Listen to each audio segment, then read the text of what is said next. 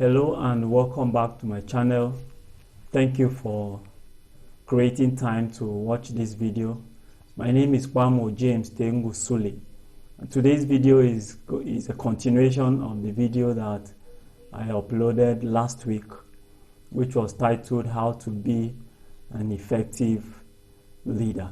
I did promise you that I'm going to upload a video that will inform you on how you can improve your self-leadership. Now, last week when I was with you, I informed you that the only proven way to be an effective leader is to improve on your self-leadership. We said self-leadership is when you have a developed sense of who you are, what you can do, where you're going to, and that sense is coupled with your ability to influence your communication, your emotions, and your behavior towards your leadership direction. And I did promise you that I'm going to give you content this week that will teach you how you can improve your self-leadership so that you will ultimately be an effective leader. Now, but I want you to know that you cannot develop new capabilities or improve capabilities when you do not have an idea of the present capabilities that you hold at the moment. And so I'll be giving you information that will help you understand your present leadership capabilities and also to teach you how you can improve on that capabilities so that you can become an effective leader. Among many ways to improve your self-leadership, I have decided to choose 5. And these 5, I consider them to be my topmost 5.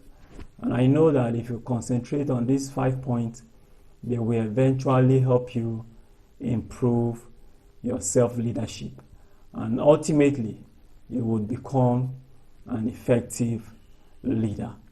Now, number 1, the first point that I want you to know, or I want you to consider if you want to improve your self-leadership, is to improve your emotional intelligence. You need to improve your emotional intelligence if you want to improve your self-leadership. And emotional intelligence is simply your ability to diagnose or recognize your emotions and control them, and also recognize the emotions of those who are around you and also respond to it appropriately. Now, recognizing emotions is something that has been taken lightly, especially by those who are in leadership. Many do not even know that emotions have an influence on the way that they lead. You need to have that ability to recognize each emotion that you are in or you have part time, and also know how you can appropriately control it. Now, another thing that many people, especially those who are in leadership, have failed to understand is that it is resident in us humans to be able to control our emotions. Many people just yield to emotions that they have part time as though they do not have ability or they cannot have ability to control their emotions.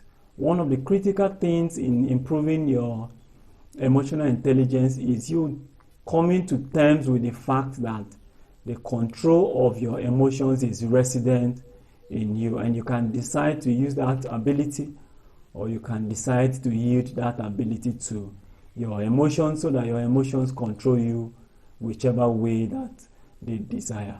Now, while you are to control your emotions, you are only to respond appropriately to the emotions of those who are around you. Many people make mistakes trying to control the emotions of those who are around you. Now, if you are a leader and you are trying to control the emotions of those who are around you, you will certainly not be an effective leader. Let me give you an example. For instance, you have someone who is submitting to you, and maybe that person has recently just gotten married.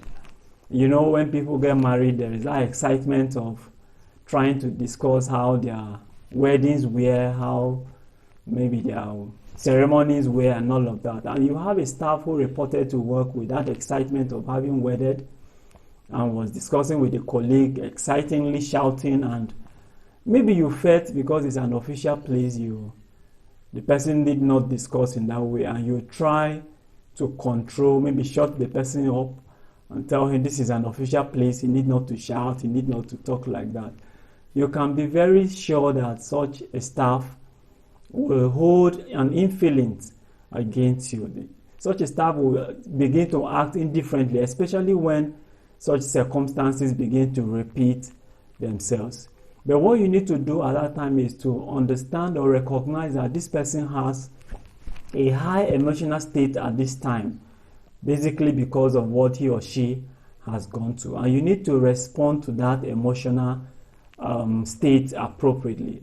Maybe one of the ways you need to respond to it is just to congratulate the person and highlight that the person has had a very good wedding and is so excited that he has even forgotten, or she has forgotten, that this is an official place, and just speak kindly to the person and respond to it in a way that the person will know that you have celebrated with him or her, while also trying to communicate an information that he needs to tune down on his celebration of that, or on the display of such an emotional state. So if you are not able to recognize your own emotion and control it, or you're not able to recognize the emotional state of other people that you're working with and also respond to it appropriately, you would not be able to improve your emotional intelligence. And I can tell you for sure that if you cannot improve your emotional intelligence, you would not be able to improve your self-leadership. And ultimately, you cannot improve your leadership effectiveness. Now, another thing about improving your emotional intelligence is at the place where you are deploying your leadership, there will certainly be emotional displays that sometimes may even be unethical, maybe from colleagues, or maybe from subordinates, or from superiors. And you need to recognize these emotional displays, either from you or maybe from colleagues, and be able to know how to control it if it is coming from you, or how to respond to it appropriately if it is coming from a colleague. With this knowledge, if you have this intelligence, you would certainly know how to lead. You will certainly know how to lead yourself, and in turn, you would have improved in your leadership deployment. The second point that I want you to take note of if you want to improve your self-leadership and ultimately improve your leadership effectiveness is to possess matured, positive, personal values. Now, values are basic standards or an individual's basic standards that help him define what is good or bad, what is ethical or unethical, what is moral or immoral, what is worthy or unworthy, what is desirable or undesirable.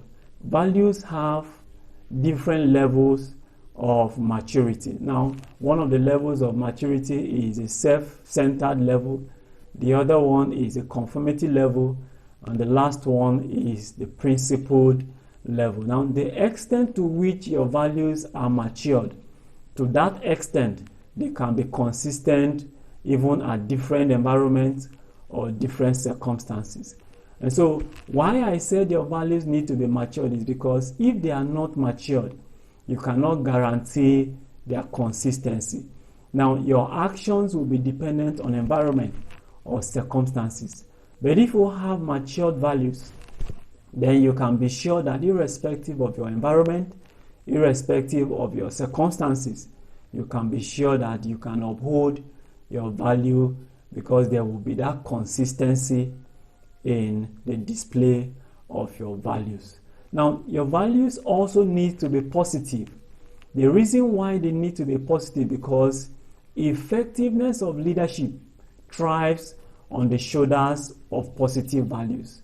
Now, you may have known someone who seemed to be thriving in effectiveness using negative values, but I can tell you that such will not endure. Any seeming effectiveness in leadership deployment that is on the wings of negative values has a time limit. It is not enduring. That's why you see people maybe who amass wealth as a result of corrupt actions. You may see them living flamboyant lives, or you may see them living very good lives, but it is temporal. Even if the Lord does not catch up with them, nature and God comes after them eventually. And so your values need to be positive. They need to fly on the wings of positive. Your leadership needs to fly on the wings of positive values. And I dare tell you that there is no resource that will be very, very important to you in deploying positive values other than the teachings and the writings of our Savior Jesus Christ. So if you want to deploy positive values that will enhance your self-leadership, thereby improving your leadership effectiveness, I urge you to dig deep into the life of Jesus and his writings, and you will find a better way of constructing positive values that will help you in your leadership deployment. And then last but not the least on this point, these values that I'm talking about need to be personal. And the reason why they need to be personal is because you cannot tell the environment that you will be deploying your leadership. Now, you will be surprised that you will get to some environments and the values that will be upheld in such environments will not be positive.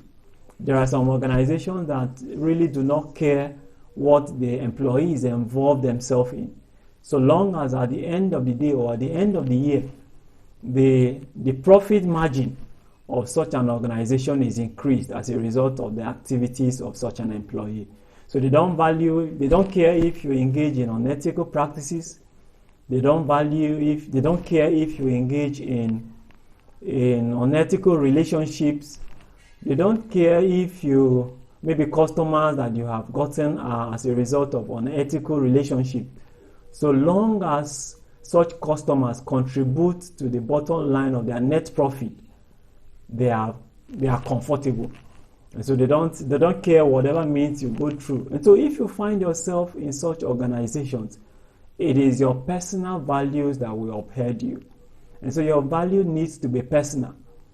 You need to uphold this value. They need to be ingrained in you. They need to be something that you cherish, such that no one can take them away from you. They need to be values that you uphold as a person, and you are ready to deploy them wherever you find yourself. They need to be valued that you are willing even to risk your job if it means that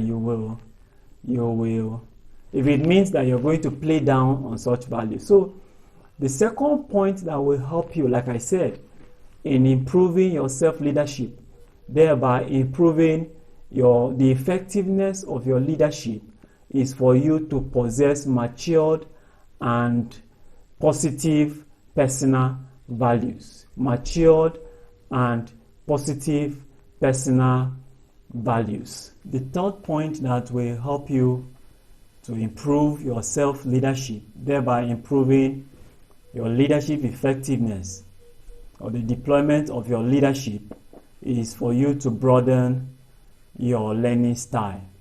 Now, learning style is a manner in which an individual gathers, processes, and acts upon information. Basically, we have three learning styles.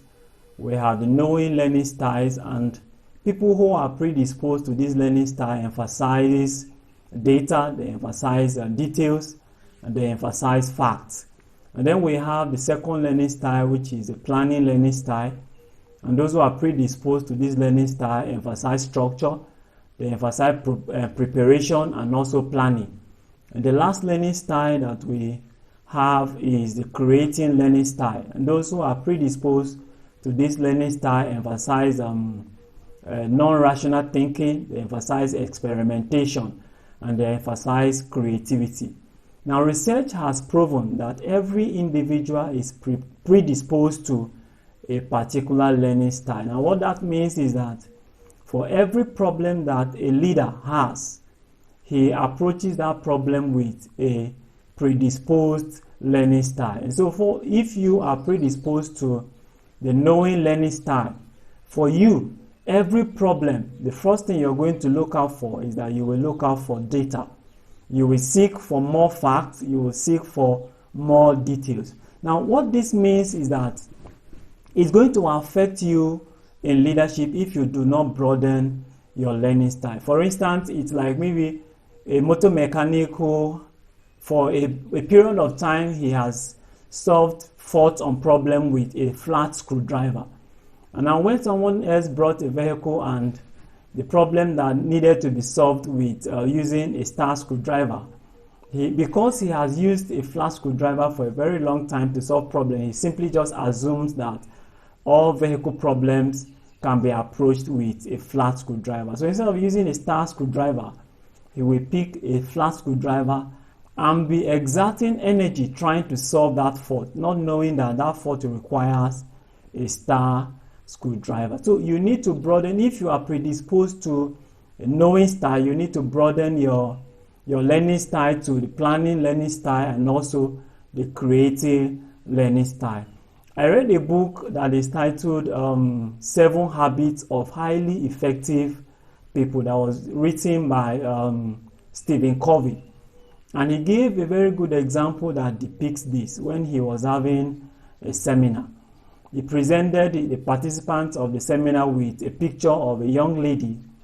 And then after a period of time, he brought another picture to them. Now, in this second picture, 2 images could be identified. The image of the same lady that was brought to them in an initial picture, and then the image of an old lady. Now, it was surprising, not surprising to him anyway, because he had expected it, having been a trained person. The people only identified the first lady that they could see in the first picture. Now, nobody could widen his learning style to see that there was also an old lady that could be identified in that picture. And that is what learning style does. If you are predisposed to a particular learning style and you refuse to broaden your learning style, you will be affected by such an issue. So for you, any fault or any problem that you find in leadership needs to be approached with your predisposed learning style.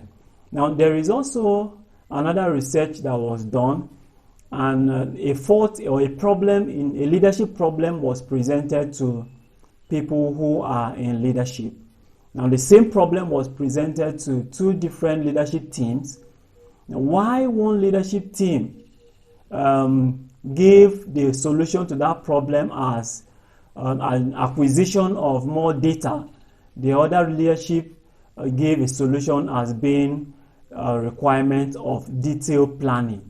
Now, this is because they were using their predisposed learning styles. They did not broaden their learning style to see what will actually be the solution path to that leadership problem. So if you are predisposed to a learning style and you refuse to broaden your learning style, maybe you are predisposed to the knowing learning style and you refuse to broaden your learning style to creating learning style and planning learning style, for you, every leadership problem will only need more data, more detail, and more details and more facts.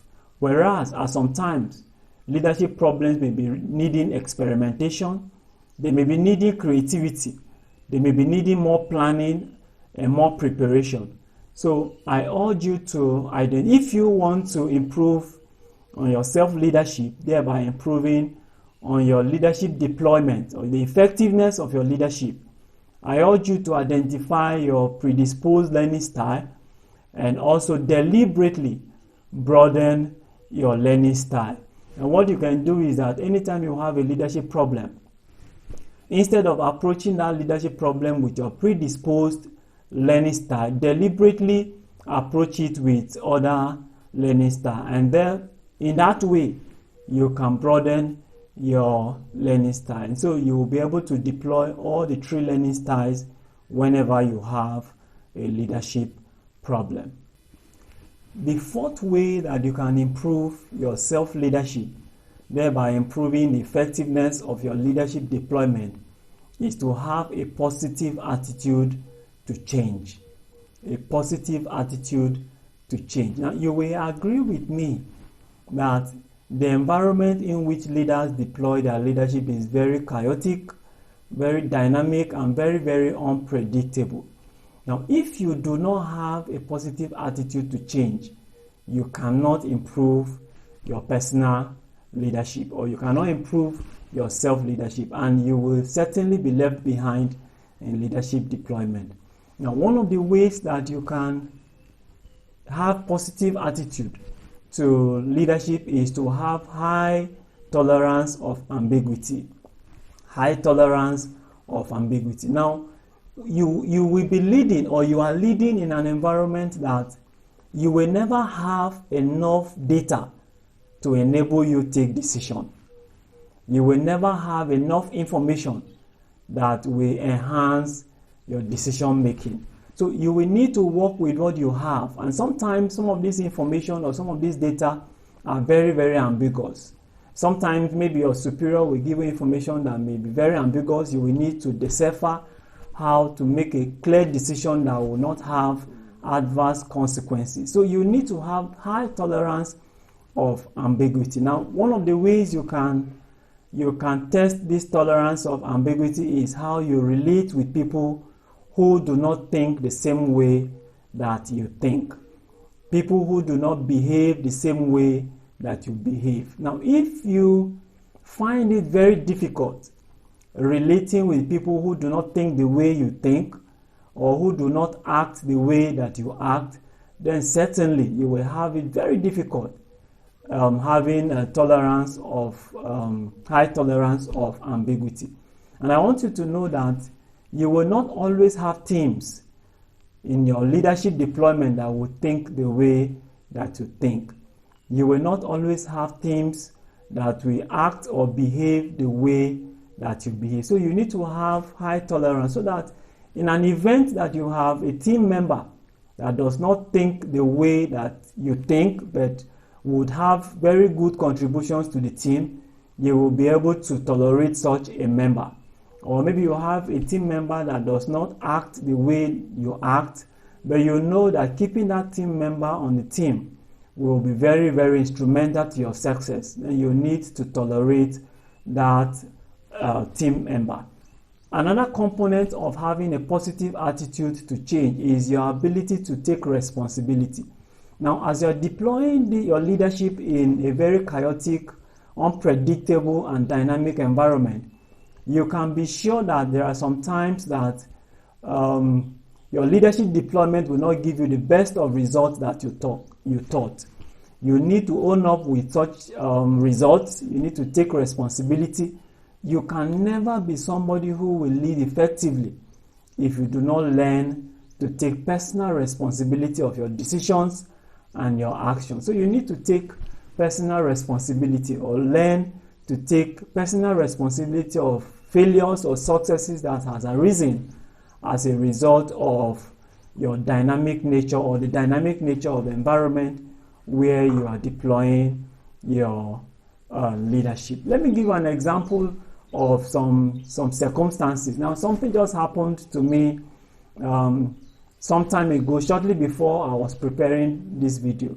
I was in the midweek service, and I want you to take note of this example, because it is something that will test your tolerance of ambiguity. A song was raised, and the song was raised on a different tone that I have known. And in a brief of a moment, I was like, this is not the tone I know, and all of that, before I aligned and sang with the tone that the song was raised with. Now, do you know that for some persons, if they are in such a gathering and a song is raised on a tone that is not the tone that they are familiar with, they will not sing. They will just stand and wait until maybe that song completes and another song is raised on the tone that they are familiar with. Many people find it very difficult adapting to new environment because they have very little tolerance of ambiguity. And if you are such a person, I urge you to learn and have positive attitude to change, and also raise your tolerance of ambiguity. Otherwise, you cannot effectively deploy your leadership. Another example I want you to know that is very common even in this day that we are in is the issue of pandemic. You will realize that leadership deployment now is not as it used to be. If you're waiting to deploy leadership now in an office setting where you have everybody coming to your office to report and then you're dishing out instructions, then you may wait for a very long time. The pandemic that has made leadership deployment to get to the next level. Leadership deployment now is mostly done remotely. So if you want to still hold on to what you used to know, that everybody needs to report at maybe headquarters or a defined office setting and come to your office to take instructions and hold meetings and all of that, you may be left behind. Leadership deployment now has gone remotely. Everybody is working from home. Instructions are given. Everybody is communicating online, and all things are done online.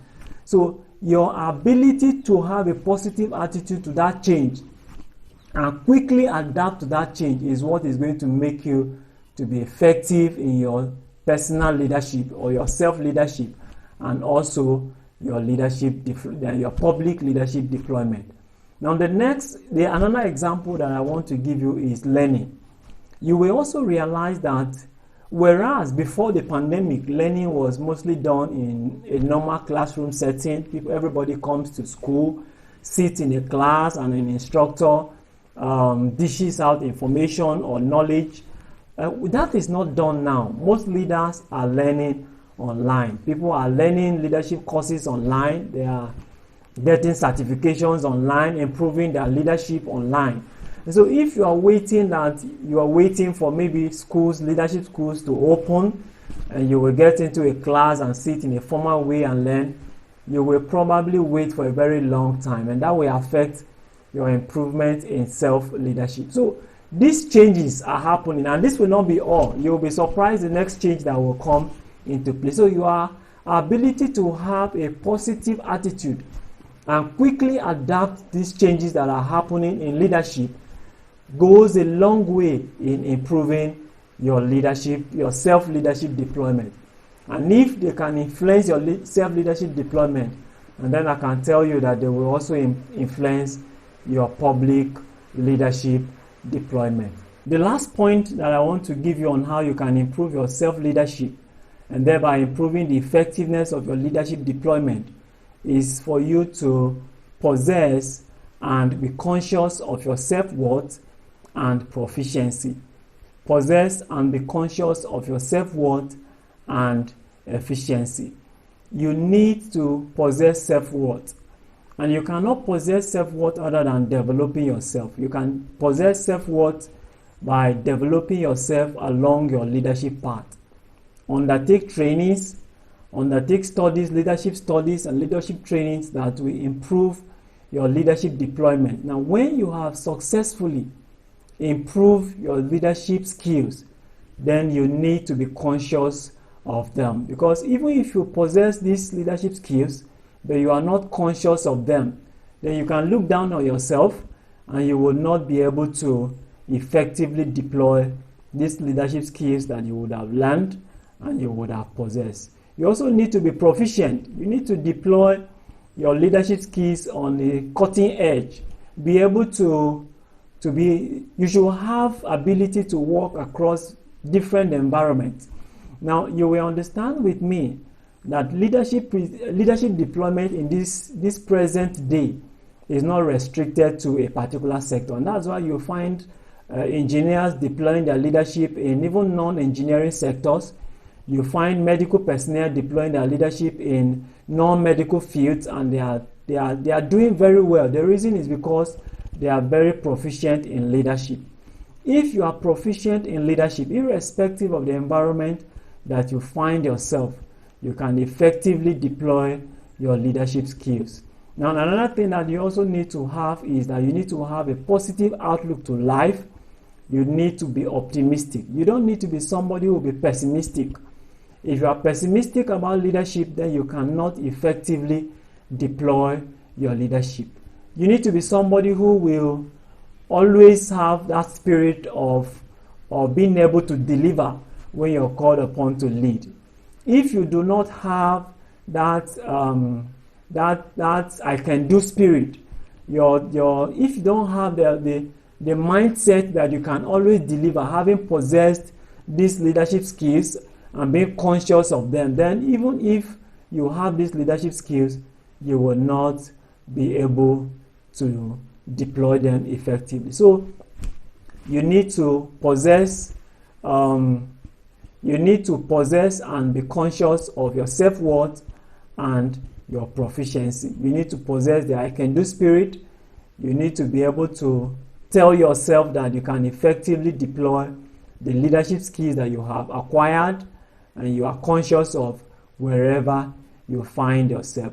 As I conclude, let me inform you that these 5 points that I have given you, if judiciously utilized, I can assure you that you will improve your self-leadership and you will eventually be more effective in your leadership deployment. Now, the point again is: 1, you need to improve your emotional intelligence. 2, you need to possess matured and positive personal values. 3, you need to broaden your learning style. And 4, you need to possess and be conscious of your self-worth and proficiency. Now, I look forward to seeing you at the top in your leadership ladder as you pay good attention in studying and these points that I have given you, and also deploying them effectively in your self-leadership. Thank you very much for the time. I look forward to seeing you next week on this channel again. And please subscribe if you have not subscribed. Like this video and also hit the notification button, and you can drop a comment. And if you have any personal communication that you would want to have with me, I will drop my social media handles and my email at the comment section, or the description section, so that you can reach me on those platforms. Thank you very much for your time, and God bless you.